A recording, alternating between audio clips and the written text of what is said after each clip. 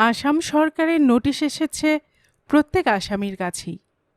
হর্ষবর্ধনরাও বাদ যাননি, যদিও বহুকাল আগে দেশ ছেড়ে কলকাতায় এসে কাঠের ব্যবসায় লিপ্ত রয়েছেন। তাহলেও আসাম সরকারের কঠোর দৃষ্টি এড়াতে পারেননি। শুধু তার উপরেই না, তার ভাই গোবর্ধনও পেয়েছে এক নোটিশ, সীমান্ত যুদ্ধে যাবার নোটিশ। পররাজ্য লিপসায় চীন যখন নেফার সীমানা পার হয়ে তেজপুরের দরজায় এসে হানা দিল, তখন কেবল আসামবাসীদেরই নয়, প্রত্যেক তেজস্বী ভারতীয়রই ডাক পড়েছিল চীনকে রুখবার আর তেজপুরকে রাখবার জন্য। কলকাতায় হর্ষবর্ধনের কাছেও এসে পৌঁছল সেই ডাক। হর্ষবর্ধন কিন্তু বললেন, না, আমি যুদ্ধে যাব না। সে কি দাদা? বিষয়ে হতবাক গোবর্ধন। তুমি না বিলেতে গিয়ে যুদ্ধ করেছিলে? সে যুদ্ধ যখন নিজের দেশে এসেছে, এই সুযোগ তুমি হাতছাড়া করবে? বিলেত গেছিলাম আমি? সে তো স্পেন, বললেন হর্ষবর্ধন। স্পেনেই তো লড়েছিলাম। একই কথা, বিলে যাবার পথে স্পেন। সেখানে হিটলারের ফ্যাসিস্ট বাহিনীকে তুমি ফাঁসিয়ে দিয়ে এসেছো। আমিও তো লড়েছিলাম তোমার পাশেই। আমাদের লড়াইয়ের কাহিনী যুদ্ধে গেলেন হর্ষবর্ধন বইতে ফাঁস করে দিয়েছে সেই হতভাগাটা। কোন হতভাগা? কে আবার? তোমার পেয়ারের সেই চক্রবর্তী। জানো না নাকি তাকে? জানবো না কেন, পড়েছি তো বইটা, আমাকেও দিয়েছিল একটা। লোকটা ভারী বাড়িয়ে লেখে, কিন্তু গাঁজা খায় বোধ হয়। হ্যাঁ, বড্ড গাঁজায়। ওর সবগুলোই গাঁজানো। গঞ্জনাও বলতে পারিস। কিন্তু সে কথা নয়, কথা হচ্ছে এই, চিরকাল আমরাই যুদ্ধে যাব নাকি? তখন যুবক ছিলাম, লড়েছি, কিন্তু বুড়ো হয়ে যায়নি কি এখন? গায়ের জোর কি কমে যায়নি? বন্দুক তুলতে গেলেই তো উল্টে পড়বো মনে হয়। তাছাড়া প্যারেড, লম্বা লম্বা রুট মার্চ করতে পারবো এই বয়সে? এই মার্চ মাসে তো নয়, এমন গরমে। গোবর্ধন সায় দেয়। তবে এখন যারা যুবক তারা গিয়ে যুদ্ধ করুক, আমরা তো লড়াইয়ের কথা পড়ব খবরের কাগজে, কিংবা বলবো সেই চক্রবর্তীকে তাদের যুদ্ধের গল্প লিখতে, বইয়ে পড়া যাবে। তা বটে। আর তারাই তো লড়ছে এখন, সেই জওয়ানেরাই। জওয়ান? জওয়ান আবার কি দাদা? রাষ্ট্রভাষা। জওয়ান মানে জোয়ান। মানে তুমি? জানাই গোবর্ধন। আমি জোয়ান? তার মানে? হর্ষবর্ধন হকচকান। বৌদি বলল যে সেদিন, প্রকাশ করে গোবরা। তোর বৌদি বলল আমি জোয়ান? সেই দেখছি ফাঁসাবে আমায়। কোনো মিলিটারি অফিসারের কাছে বলেছে নাকি সে? না না, সেই চক্রবর্তীটার কাছে বলল তো। শুনি তো ব্যাপারটা। সে যদি আবার গল্প লিখে কথাটা ছাপিয়ে দেয়, তাহলেই তো গেছি। তারপর এই নোটিশ এসেছে। বৌদির ইতু পুজোর ব্রত ছিল না, পুজো টুজো সেরে বলল আমায়, যাও তো ভাই, একটা বামুন ধরে নিয়ে এসো তো, বামুন ভোজন করাতে হবে। আমি বললাম, বৌদি ইতু পুজো করবে যখন, তখন বামুন ভোজন করাতে ইতুর দাদাকেই ধরে নিয়ে আসি না হয়। ইতুর দাদাকে? শুনে বৌদি তো অবাক। আমি খোদ ইতুকেই ধরে আনতে পারতাম, জ্যান্ত ইতুর পুজো করতে পারতে। তা যখন হলো না, তাহলে তার দাদাকেই ধরে আনা যাক এখন। তখন বৌদি বুঝতে পারলো কথাটা। সব কিছু একটু লেটে বোঝে সে। হাসলেন হর্ষবর্ধন। গেলাম চক্রবর্তীর কাছে। খাবার কথা শুনে তখনই সে পা বাড়িয়ে তৈরি, কিন্তু যখন শুনল যে ব্রত উদযাপনের বামুন ভোজন, তখন আবার পিছিয়ে গেল ঘাবড়ে। বলল, ভাই, আমি তো ঠিক বামুন নই, পইতেই নেই কো আমার। আমি বললাম, ধোপার বাড়ি কাচতে দিয়েছেন বুঝি? সে বলল, তা নয়, ঠিক কখনো পইতে হয়েছিল কিনা মনেই পড়ে না আমার। তা না হোক, আপনার দাদার পইতে ছিল তো? আমি বলি, বামুন না হোক, বামুনের ছেলে হলেই হবে। তখন সে এলো খেতে। সর্বনেশে কথাই বটে, লোকটার কথাই এরকম। পেট ঠেসে খেয়ে ঢেকুর তুলে বলে কিনা সে, সবই তো করলেন বৌদি, বেশ ভালোই করেছেন, রেঁধেছেন খাসা। কেবল একটা জিনিস বাদ পড়ে গেছে, অম্বলটা করেননি। একটু অম্বলও করতে পারতেন এই সঙ্গে। শুনে বৌদি বলল, চক্রবর্তী মশাই, এ বাজারে কি খাঁটি জিনিস মেলে? এমন কাকরমণি চালের ভাত, পচা মাছ, বাদাম তেলের রান্না, এ থেকে যথেষ্ট অম্বল হবে। সেই ভেবে আর অম্বলটা করিনি। শুনে তো আঁতকে উঠল লোকটা। হ্যাঁ, বলেন কি? তাহলে তো হজম করা মুশকিল হবে দেখছি। হজম করাবার কোনো দাবাই আছে বাড়িতে? দিন তাহলে একটু, এর সঙ্গে খেয়ে নেই। কীরকম দাবাই জানতে চাইলেন বৌদি? এই জোয়ান টোয়ান। এ বাড়িতে জোয়ান বলতে তো, জানালো বৌদি, জোয়ান বলতে গোবরার দাদা, তা তিনি এখন তো ঘুমোচ্ছেন। তোর বৌদির যেমন কথা। আমি যদি জোয়ান তাহলে কথাটা কিরে? গলায় আসছে, মুখে আসছে না। মানে প্রৌঢ়কে তাহলে? ও প্রৌঢ়, প্রৌঢ় নাকি প্রৌঢ়, ও সে একই কথা। তোর বৌদির সার্টিফিকেটে দেখছি আমায় তেজপুরে গিয়ে গড়াতে হবে, বিধবা হতে হবে আমায় এই বয়সে। তুমি বিধবা হবে? বলো কি? গোবরা হাঁ করে থাকে। আমি কেন, তোর বৌদিই হবে তো, সেই তো হবে বিধবা। ও সে একই কথা। তা মজাটা টের পাবে তখন। মাছ খেতে পাবে না, তার সাধের বেড়াল মাছ না পেয়ে পালিয়ে যাবে বাড়ি থেকে। বোঝো ঠেলা? বৌদির ঠেলা বৌদি বুঝবে, এখন নিজেদের ঠেলা তো সামলাই আমরা, বলে গোবরা। সামলানোর কি আছে আর? জবাব দেন দাদা। বললাম না, এই ঠেলায় গড়াতে হবে গিয়ে তেজপুরে। মুন্ডু একদিকে গড়াবে, ধরটা আরেক দিকে। আমিও গড়াবো তোমার পাশেই দাদা। গোবরার উৎসাহ আর ধরে না। হায় হায়, বংশ লোপ হয়ে গেল আমাদের।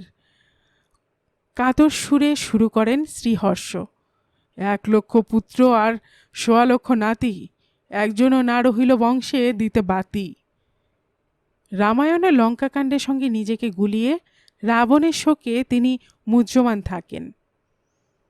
মিছে হায় হায় করছো দাদা, তোমার ছেলেও নেই, নাতিও নেই। গোবর্ধন বাতলায়, তোমার বংশলোপ হবে কি করে? নাতি বৃহৎ তুই তো আছিস, তুই গেলে আমাদের বংশ গেল। দাদার শোক উতলে ওঠে। এতদিন আমাদের রাবণ বংশ গোল্লায় গেল, আর বর্ধিত হতে পেল না। গোলায় বল আর গোল্লায় বল, একই কথা। না না, তোমাকে কি ওরা কি ফরফর করছিস? ফ্রন বলে হতবাক গোবর্ধন।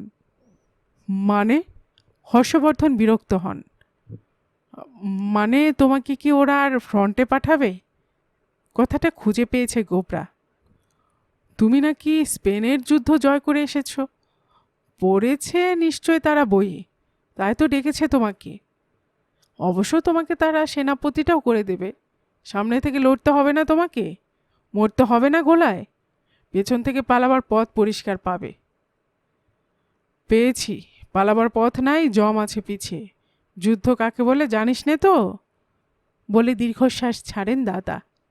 সে বড় কঠিন ঠাই, গুরু শিষ্যে দেখা নাই। দাদা ভাইয়ে দেখা হবে কিন্তু, গোবর্ধন আশ্বাস দেয়। তোমার ধারে কাছেই থাকবো আমি, পালাবো না। জ্বালাস নে আর, এখন পড় তো কি লিখেছে নোটিশটায়। গোখেল রোডের একটা ঠিকানা দিয়েছে। নোটিশ পড়ে গোবর্ধন জানায়, রিক্রুটিং অফিসের ঠিকানা। সেখানে আগামী পরশু সকাল 10টায় গিয়ে হাজির হতে হবে, নাম লেখাতে হবে। তারপর মেডিকেল এক্সামিনেশনের পর ভর্তি করে নেবার কথা। আর যদি না যাই, ওয়ারেন্ট নিয়ে এসে পাকড়ে নিয়ে যাবে পেয়াদায়। আর যদি পালিয়ে যায় এখান থেকে, হুলিয়া বেরিয়ে যাবে, পুলিশ লেলিয়ে দেবে বোধ হয়। পুলিশ? ওরে বাবা! আতকে ওঠেন হর্ষবর্ধন। তাহলে আর না গিয়ে কাজ নেই, যাব আমরা।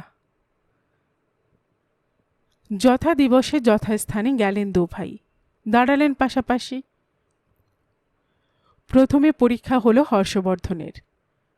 নাম শ্রী হর্ষবর্ধন। বয়স 42। পিতার নাম? পুণ্ড্রবর্ধন। মার নাম বলবো? না, দরকার নেই। ঠিকানা? চেতলা। পেশা? কাঠের কারবার। ভারতের সেনাবাহিনীতে যোগ দেওয়া একটা কাজের বস্তু, গৌরবের বস্তু বলে কি আপনি মনে করেন? নিশ্চয় নিশ্চয়। বাহিনীর কোন বিভাগে ভর্তি হতে চান আপনি? আগে প্রশ্নটা ঠিক বুঝতে পারেন না হর্ষবর্ধন। নানান বিভাগ আছে তো। পদাতিক বাহিনী, গোলন্দাজ বাহিনী, বিমান বাহিনী। আমি একেবারে জেনারেল হতে চাই, মানে সেনাপতিটতি, জানান হর্ষবর্ধন। পাগল হয়েছেন? রিক্রুটিং অফিসার কথাটা না বলে পারেন না। সেটা একটা শর্ত নাকি?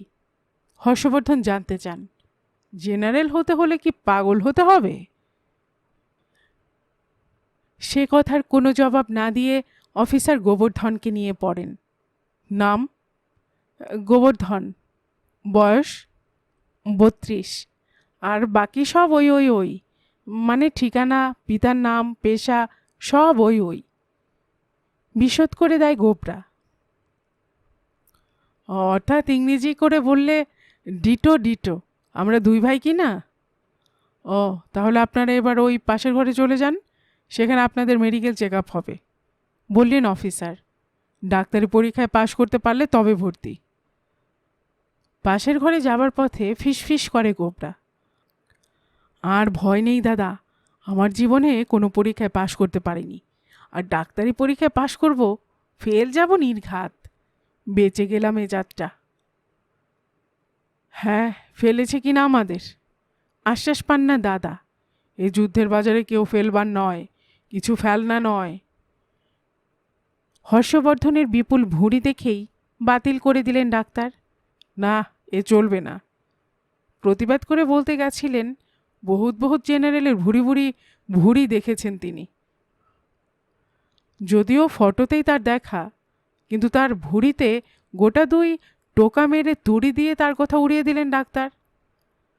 তারপর গোবর্ধনের পালা এলো। সব পরীক্ষায় পাশ করার পর চক্ষু পরীক্ষা। চার্টের হরফগুলো পড়তে পারছেন তো? দেয়ালের গায়ে যে চার্ট ঝুলছে। ওখানে একটা দেয়াল আছে নাকি আবার? আপনার চোখ তো দেখছি তেমন সুবিধের নয়, বলে ডাক্তার একটা অ্যালুমিনিয়ামের প্রকাণ্ড ট্রে ওর চোখের 2 ফুট দূরে রেখে শুধলেন। এটা কি দেখছেন বলুন তো? একটা আধুলি বোধ হয়, নাকি শিখেই হবে? দৃষ্টিহীনতার দোষে গোবর্ধনও বাতিল হয়ে গেল। গোখেল রোডের বাইরে এসে হাঁফ ছাড়ল দু ভাই। চলো দাদা, আজ একটু ফুর্তি করা যাক। 2:30 বাজে প্রায়। রেস্তোরাঁয় কিছু খেয়ে দুজনে মিলে 3টের শোয়ে কোনো সিনেমা দেখি গে। নানান খানা খেতে খেতে 3টে পেরিয়ে গেল। 3টের পরে সিনেমার অন্ধকার ঘরে গিয়ে ঢুকলো দু ভাই। নির্দিষ্ট আসনে গিয়ে বসলো পাশাপাশি। ইন্টারভ্যালের আলো জ্বলে উঠতেই চমকে উঠল হর্ষবর্ধন। পাশেই যে সেই ডাক্তারটা বসে খারাপ চোখ নিয়ে সিনেমা দেখছে দিব্যি। এত কাণ্ড করে শেষটায় বুঝি ধরা পড়ে গোবরা। কুনুয়ের গুতোয় পাশের ডাক্তারকে দেখিয়ে দিলেন দাদা। গোবরা কিন্তু ঘাবড়ালো না, জিজ্ঞেস করলো সেই ডাক্তারকেই, কিছু মনে করবেন না দিদি, শুধু হচ্ছে আপনাকে, এটা 33 নম্বর বাস তো? অতর্কিত প্রশ্নবাণে চমকে ওঠেন ডাক্তারবাবু। মানে মাপ করবেন বৌদি, এটা চেতলার বাস তো? ভিড়ের মধ্যে ঢুকে তো পড়লাম, কিন্তু ঠিক বাসে উঠেছে কিনা বুঝতে পারছি না। চেতলা পৌঁছবে কিনা কে জানে। গল্পকুটুম চ্যানেলে এতক্ষণ আপনারা শুনছিলেন শিবরাম চক্রবর্তীর লেখা একটি মুচকি হাসির গল্প, গোবর্ধনের কেরামতি। আর এতক্ষণ গল্প পড়ে শোনাচ্ছিলাম আমি রোমানা নূপুর।